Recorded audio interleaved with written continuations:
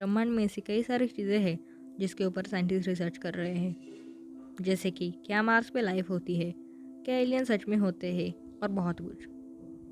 आप सबको black hole के बारे में तो पता ही होगा। ब्लैक होल का गुरुत्वाकर्षण बल ब्रह्मांड में सबसे शक्तिशाली माना जाता है।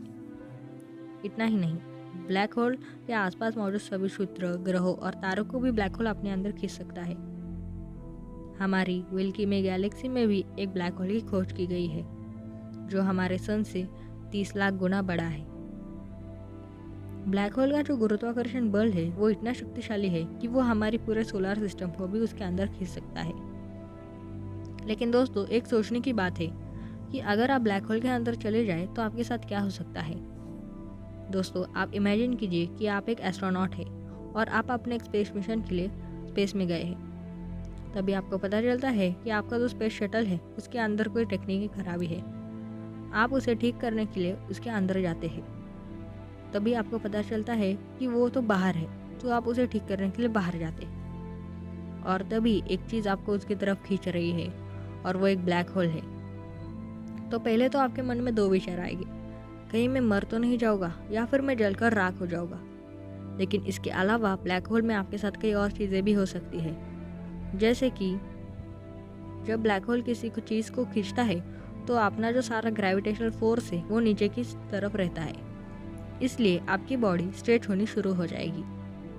इसके अलावा जब ब्लैक होल आपको खींचेगा तो आप उसके जैसे ही पास पहुंच जाओगे तो आप जल के राख हो सकते हो। ये इसलिए होता है क्योंकि ब्लैक होल के आसपास मौजूद सभी मॉलिक्यूल्स, एलिमेंट इतने गर्म होते हैं कि हमारी ह्यूमन बॉडी उसका टेम्परेचर नहीं झेल सकती।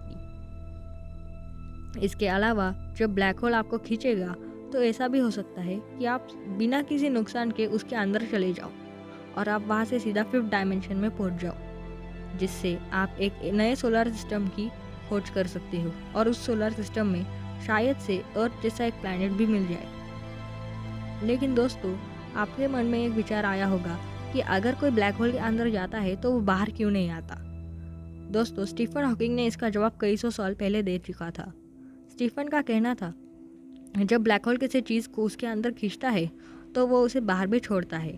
जी हाँ, वो उसे बाहर तो छोड़ता है लेकिन रेडिएशन के फॉर्म में, और उन रेडिएशंस का नाम था हॉकिंग रेडिएशंस।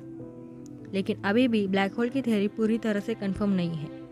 साइंटिस्ट अब भी इसके ऊपर रिसर्च कर रहे हैं। शायद से ऐसा भी हो सकता है कि आगे जाके कुछ साल बाद हमें ऐसे इंस्ट्रूमेंट मिल जाए या ऐसी टेक्नोलॉजी निर्माण कर दे कि जिससे हम ब्लैक होल को अच्छे तरह स्टडी कर सकते हैं। ऐसे ही और इंटरेस्टिंग फैक्ट्स के लिए आप मुझे सब्सक्राइब कीजिए, लाइक कीजिए और शेयर कीजिए। And thanks for watching.